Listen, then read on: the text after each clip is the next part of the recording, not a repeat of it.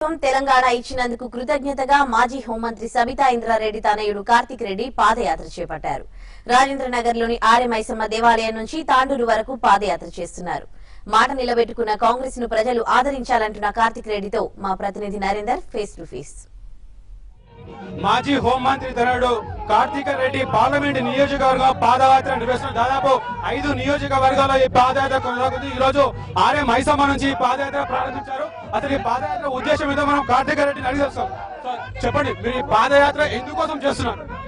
తెలంగాణ ప్రజల ఆకాంక్ష తీసిన సోనియా గాంధీ గారికి ఏ విధంగా కృతజ్ఞత తెలియజేయక ఈ కార్యక్రమం ద్వారా గ్రామ గ్రామాన తెలంగాణ రాష్ట్రం సాధించింది కాంగ్రెస్ పార్టీ అని, తెలంగాణ రాష్ట్రం సాధించింది మేము అని, తెలంగాణ రాష్ట్రం ప్రదాత సోనియా గాంధీ గారిని తెలియడమే మా ముఖ్య ఉద్దేశం ఈ కార్యక్రమం. అంటే మొత్తం మీరు ఎన్ని నియోజకవర్గాల్లో మీరు పాదయాత్ర చేస్తున్నారు? ఎన్ని కిలోమీటర్లు చేస్తున్నారు? దాదాపు 6 నియోజకవర్గాల నుంచి ఈ కార్యక్రమం జరుగుతుంది.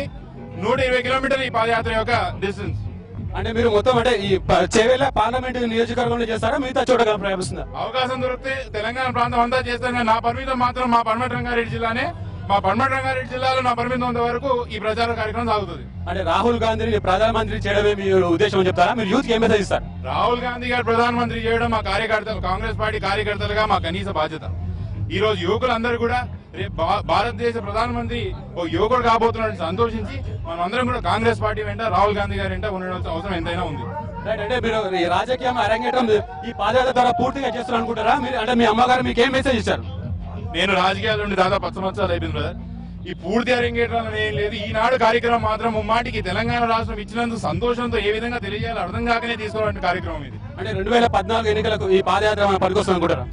దీని ద్వారా రాజకీయ లాభం జరిగితే జరిగినాయి, కానీ ఆ ఉద్దేశం అది కాదు. మీ భవిష్యత్తు ప్రణాళిక ఏముండబోతుంది? ఈ పాదయాత్ర తర్వాత మీ భవిష్యత్ ప్రణాళిక ఎలా ఉండబోతుంది? నా భవిష్యత్ ప్రణాళిక పార్టీ నిర్ణయిస్తుందండి.